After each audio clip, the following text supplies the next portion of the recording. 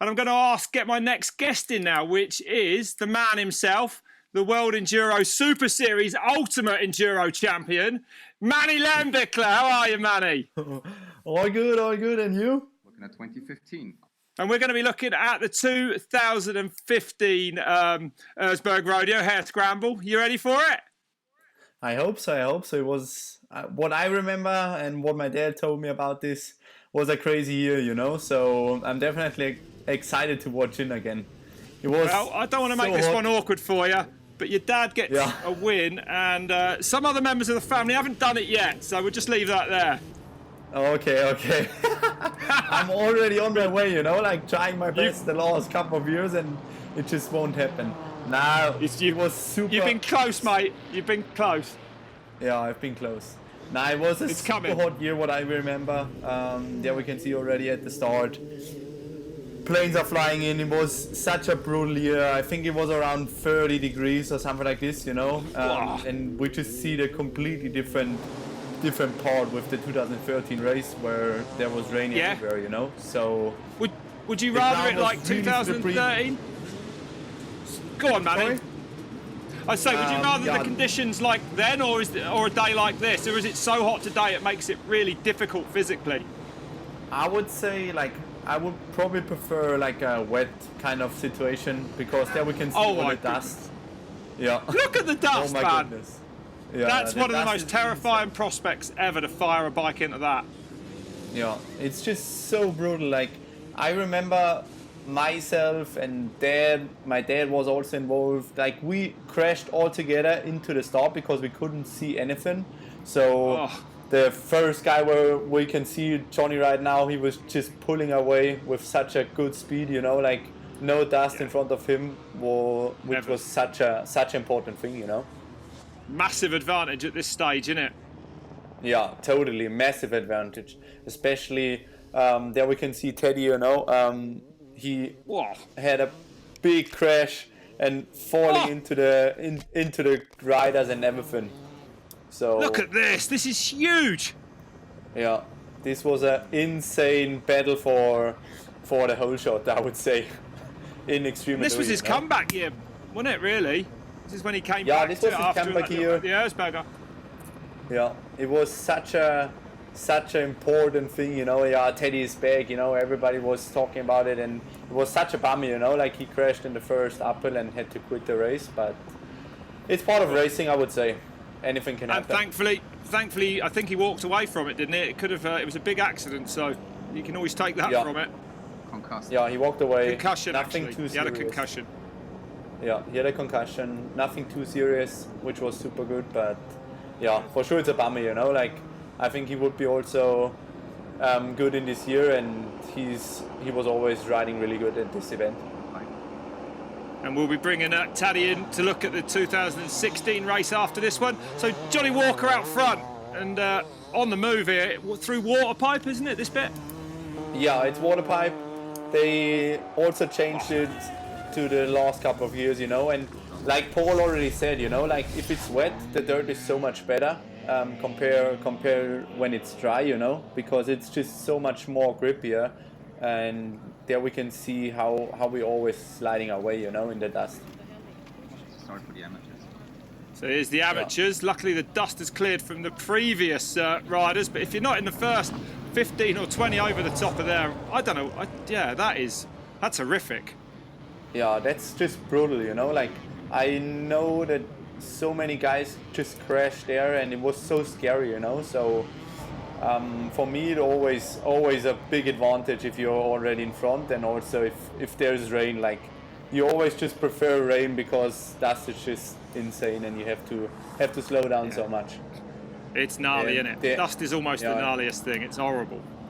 It's horrible, yeah, and with the amateur riders, you know, there are a couple of fast guys also, and they just hit the first uphill and can't make it, and then fall into the other riders again. So it's insane with them amateur riders, especially in the dust. Yeah, it's just carnage. Yeah, absolute carnage. I should think you could choke out in that much dust as well. Look at it everywhere.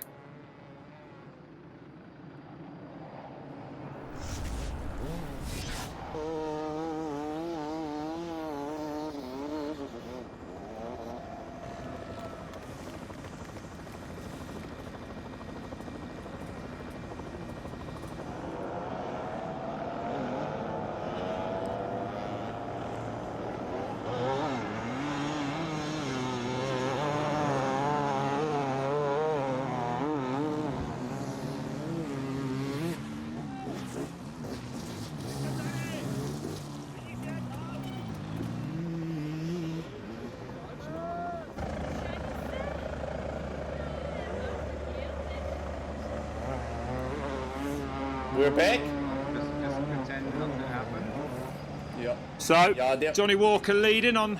Look at the scale of it. Do you enjoy going up those big hills, Manny? I mean, it must be one of the highlights of the year, and it just firing the big 300 up those. Yeah, totally. It's always nice just to send them all the way up. Yeah, we just see Johnny right now in machine. It's super loose, you know, especially if it's like so dry. It's just so much harder and really loose. But he was riding really strong this year, and he had such a good race, what I remember. Yeah. It was definitely a brutal year, and he was riding really good at this point. Well, he's won it. You know that you don't win this without being amazing, do you? No amount of luck's going to get you the win at this race. That's for sure. Yeah, totally. Like I know exactly. You know, like lost it last year to the man himself, Grimbo Graham. You know, it's definitely hard, but yeah, he was riding better at the end. But yeah, we can see already. You know, like Graham and my dad also, and I think Wade Young, he had also a really good start this year. He was also a really young rider at this point. But where are you at this point, man? Are you back a little bit, or? I was a little bit back. I wasn't too far back, maybe around 10th. Like I had a really good race actually until I made a stupid mistake. I would say. Did ya? Probably we can see it later on, I guess, because it's just an iconic moment. But yeah, it's part of the game, you know. I would say I'm gonna wait until I can tell you the story, guys. Well, we might see it yet. And this is the start of the no help zone. What does that mean to you as a rider, Manny?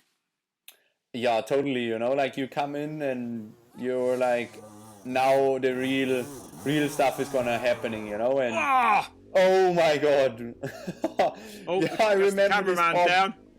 Yeah, cameraman down. Kenny Coburn. He's always at the events with us as well, so he knows it that a bike can fly sometimes. So probably he was a little bit prepared, but yeah, this forest was super steep, and they made it. And this, right? I think this, Manny, might be what I looked at one year when I was commentating on it. I mean. This is nearly vertical. You can't actually... I couldn't believe you were going to ride a bike down that. It's insane. Super, super gnarly. Like, when we came in and when I dropped down there, I was like, oh my god, I'm not gonna ride down this. Like, I have so much respect to, like, I think Johnny, Graham, and Alfredo, like, they all literally rode it down. But, it's insane. Yeah, sometimes it's better to just push your bike down and be safe. Save the bike. Yeah, it could go wrong fast. I mean, it's literally like riding down a cliff face. I couldn't believe what I was seeing. And Carl's dinner, how's this for you? I mean, you come like most of these top riders from, well, all of them, I guess, really, from a trials background. I mean, it must be a big help just to get through this place. Look at this.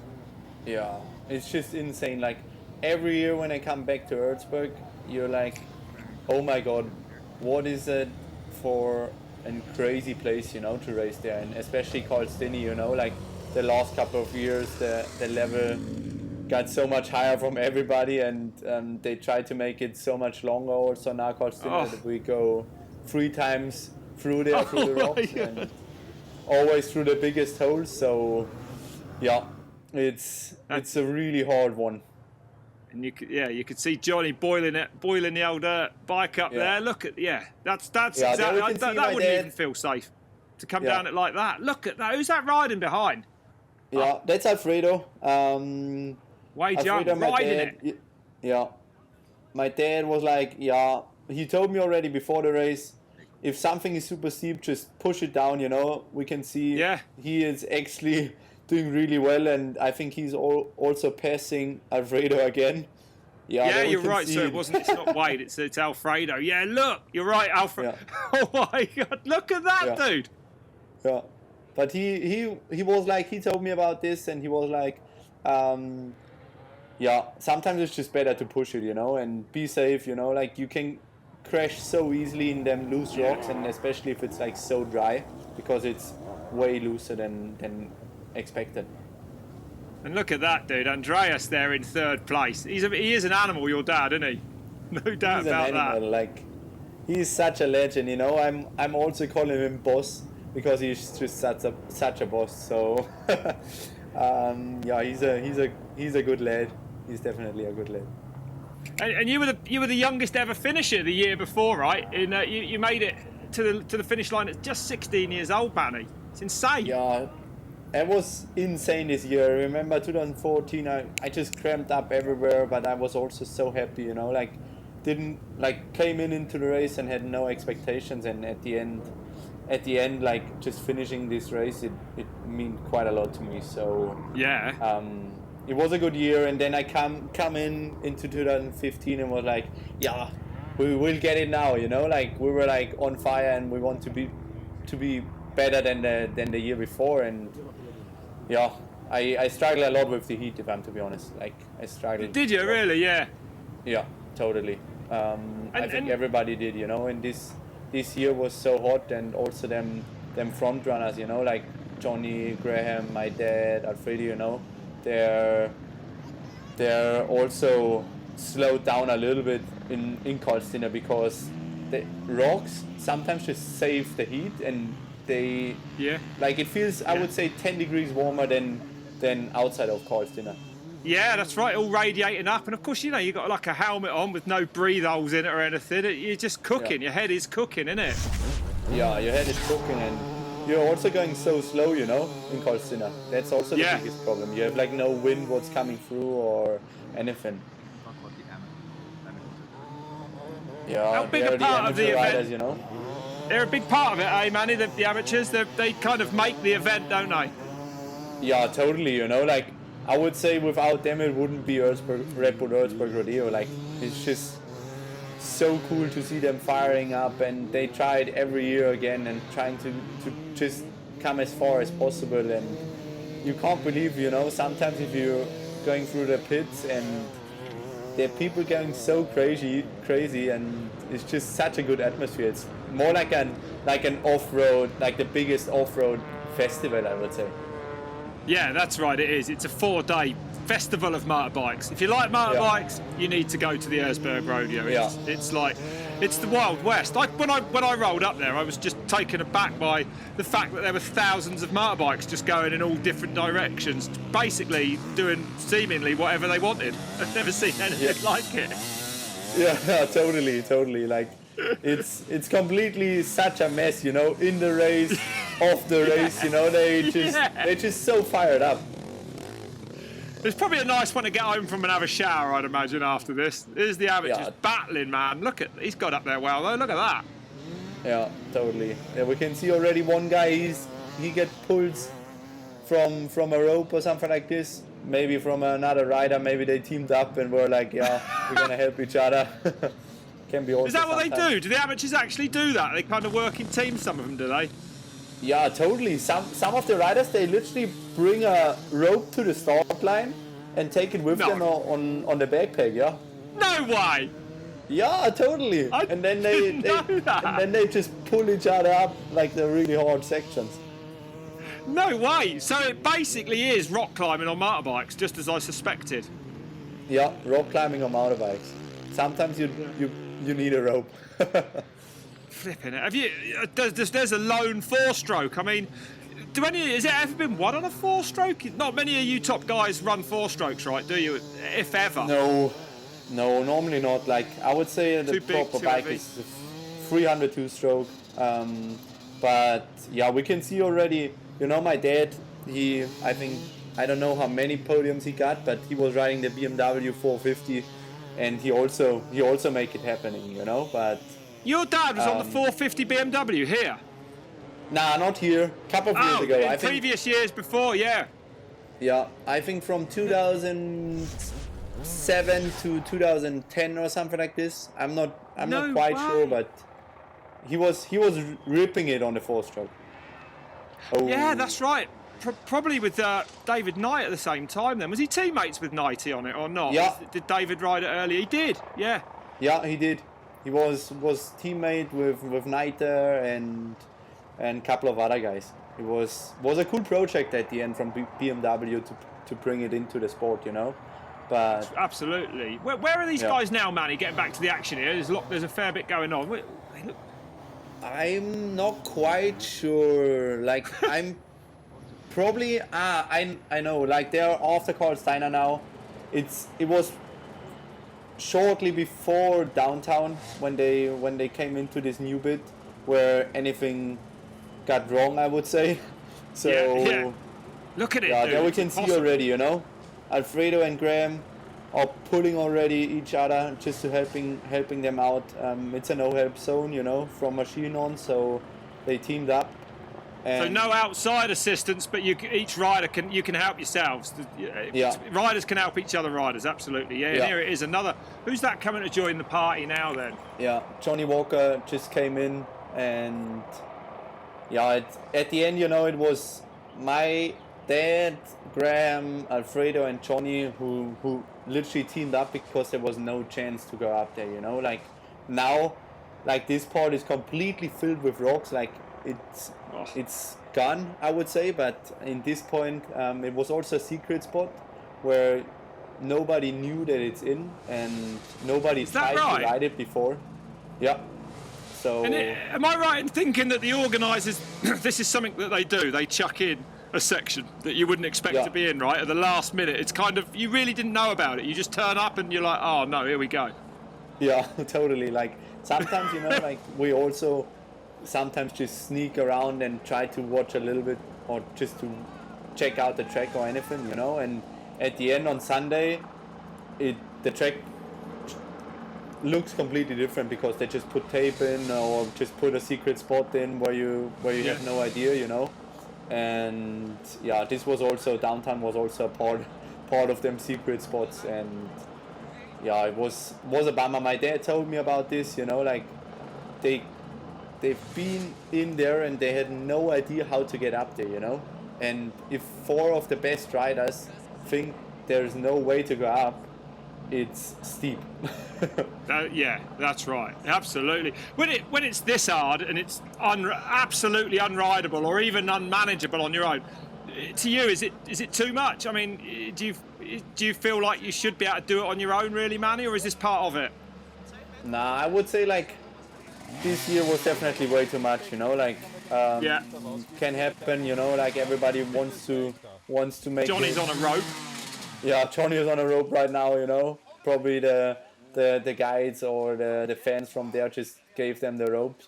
But yeah, it was, you know, like nearly half of the race they stuck in there, and they also the time, you know, was running out. So yeah, because it's a 4-hour time limit, right? For the is that right for the Hare Scramble? 4 hours is cut off. 4 hours time limit, you know, like Johnny just takes a sip because it was also with the heat, you know, like 35 degrees there, and you're like, oh my god. Yeah, my dad, look, like he told me about this, and he was like, he came into downtown and saw it, and he was like, oh my god, what? And that gives you some idea of how steep it is, doesn't it? Look at it. It's ridiculous. Yeah. It's ridiculous. Totally. And you know, like they can't, like from my side, you know, my perspective, I would say it should be still rideable, you know, and not 4 guys should pull one bike in one at a time, you know. Yeah. I suppose you've got to push the boundaries sometimes to find out where they are, but this is, you know, I mean, it's a historic kind of end to this event as well this year. But they haven't got it wrong again since, have they? Either, Manny. I mean, it's been pretty good since, right? Yeah, they learned out of their mistakes, and that's really important, you know. Like, it shouldn't happening that 4 of the best guys help each other and try to get up a hill, and I know that they were super exhausted and were also super pissed, you know, because at the end, you know, like it's not racing anymore. No, that's right, isn't it? That's right. You know, just take a sip, Red Bull or whatever, and that's not racing, you know. So. Yeah, well, that's right. But in 35-degree heat, man, it makes no sense. But, yeah, it's just too hard. It's just too hard. It happened, but I think also the organizers and the track managers learned out of it that it shouldn't happening again, you know. Yeah, over an hour, like you said, they were stuck there, man. Yeah. Just basically lifting bikes. Yeah. There we can see my dad, how exhausted he is, you know, like, yeah. Oh my goodness, look at him. He's just out of energy, you know, like you race 1.5 hours and then you come into one spot and you just get stuck in there and have to pull bikes. It's so brutal and so physical as well because you're already so exhausted. Do you get sections as hard as this in, say, Romaniacs or any other hard enduros? Well, yeah, like I would say not as hard that you have to pull each other, but yeah, there are some really hard sections in Romaniacs. Like I would say myself, I would probably say that Romaniacs is one of the hardest races because it's just so long and it makes it so physical for your body as well. Yeah, you've won it. Yes. Congratulations on that. Thanks. He's for out. getting it. That's going to be a nice feeling, right? And then I believe they had to shorten the end of the lap here now. They cut a bit out, didn't they? So these riders could get in within the time limit, otherwise, as I believe. Yeah. Yeah, they teamed up because, like my dad told me, they were just pissed and not really happy about this situation, and they were like, we don't gonna race it until the finish and don't gonna restart, you know, racing because it made no sense. So they teamed up, which was such a special moment, I think, for everybody, you know, like. Well, that's right. That's a nice thing that came out of it. Yeah, totally. Because this event is around the camaraderie, isn't it? It is about even to see the pros help each other. I mean, that's on another level, but that's part of the Hare Scramble. Look at the size of that. It's part of the Hare Scramble and also part of the sport, you know. It's just so camaraderie and you respect each other so much, and also, you know, sometimes you need the help from another guy. So that's why I think it's not the same as with motocross, you know, where they just battle each other really hard and at the end you just doing your thing. But here, you know, like you have to help each other sometimes. Yeah, they're not all friends in the motocross paddock, are they? No, that climb, that George climb was absolutely, it's unbelievable, the size of that. The scale of it blows my mind every time I look at it. Yeah, it's the longest one of the Erzbergrodeo, and what a special moment, you know. The guys just waving to the camera and having a cool ride into the finish, you know. Absolutely, yeah. Damn right as well. Yeah. So 4 winners this year: Johnny Walker, Graham Jarvis, Alfredo Gomez, and Andreas Lettenbichler. Did I say his name right? You tell me. Lettenbichler, yeah, it was pretty good. Lettenbichler. Yeah. Nah, they had to skip Lazy Noon, they had to skip Dynamite or just shorted it up, you know. So like there were a couple of more stuff coming normally, but they just ran out of time. So they cut the track and make it shorter at this point. They'd had enough, mate, hadn't they? By this point, it was time to call it a day. Yeah. Especially as you say in that heat, you know. I mean the heat is a massive factor in it. Yeah. I got, you know, like we already saw the pictures in the 2013 weather part because I took my helmet off and I got disqualified at this point, which was not the best way to be in this race, but can happen, you know, like can happen. I was in Colstin and it was just so freaking hot that I made a mistake, but now I would say I'm way more wise and made not a big mistake as like this. So there they are. Yeah, you got DQ'd for taking your helmet off, I guess, because it was so hot, Manny. Sorry, I didn't quite catch that. Yeah, totally. Yeah, you must have been. I know though. When you're suffocating though, it's pretty tempting, I should imagine. Yeah. Yes, them 4 winners. Yeah, Gomez has gone on to do it again, actually, in 2017. As is Graham, of course. What do you make of Graham Jarvis, Manny? I mean, you know, he's at the other end of the spectrum age-wise for you. He's incredible, isn't he, to win it like he does. 5 times now? 5 times now, yeah. And I have no idea how he's doing it. Already, like Paul said, we have no idea what he's actually doing, but he's just doing it, you know. So he's definitely, yeah. There we can see actually like all them wins from Graham as well. There you go. Look at that. Number of finishes. And the number of finishes as well. 5 then in 2015. The lowest number of finishes, I guess, ever. Definitely in the last 10 years. Yeah, totally. It was only them 4 winners, and Mario Roman also came into the finish like super tight, like I think around 3 hours 49 or something like this before the time ran out. So yeah. 5 finishers is not really much from 500, I would say. No. 1%. 1%. Right, yeah, we got a Q&A for you now. We got some questions in for you now, Manny.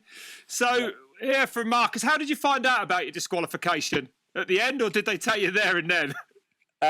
No, I actually, like, I took the helmet off at like middle of Carl's dinner, and then I finished Carl's dinner, made like 2 more checkpoints, and then there was the checkpoint guy, and he told me, yeah, you can stop, you're disqualified. And was like, are you freaking kidding me? You know, like I was like, no way. But yeah, just fight with this guy now. But at the end, I was super bummed, you know, because I was 5th at this point and was actually right behind them. So it would be also a good year for myself, I guess. Absolutely right. Let's get the next question in from Andre in the Czech Republic. Trying to come to Erzberg, what is it that makes it so special? Because everybody is going there, you know, like it's just like we already talked about it, you know, it's just such a cool festival also, you know, like the vibes, and like it's the most iconic race in the season, which makes it is so good. And if you want to check if you're one of the best guys, you have to go to Erzberg because everybody's riding it. And it, you know, even if you just go, the spectacle of the Iron Giant, of the mountain itself, like it's unbelievable. One from Daniel in Austria. Your dad's won the race. You haven't so far. How often does he brag about it? Not really often. Like sometimes when we are just joking around at home, you know, or just talking about it, he's like, oh, yeah, you have to get another number 1 trophy. And I'm like, yeah, I'm trying it, you know, like I'm giving my best the last couple of years. But yeah, it's definitely, he also told me about this, you know, like it's a win, but at the end it was also a weird situation, you know. So I'm trying my best to get another number 1 trophy into the Lettenbichler house. It's coming, dude. It's definitely coming. George from Scotland, how would winning the Ezbergrodeo compare to winning Romaniacs, which you have done already? I would say it would mean also the same level, I would say. Like, it's definitely also one race to win, you know, like it's the most famous race in the world, and this is really important in our sport. So myself, like the achievement side, I would say Romaniacs is even a little bit more, because it's just so much hard work and so much racing going on, you know, like 5 days of racing. And big days, right? Early starts and all that, and it's... Yeah, just big days, and you're just putting so much effort in that it works. But Erzberg is still on the list to win, and it's also the most important one to win as well. Absolutely. Well, it's coming your way, I reckon, sooner or later, Manny. And we're going to say goodbye to you now for half an hour or so. I know you're going to come back and look at the 2019 race with me, but thanks for your time now, mate. It's been a pleasure. And we'll see you again soon. I enjoyed it. See you in half an hour. Yeah, it's good fun.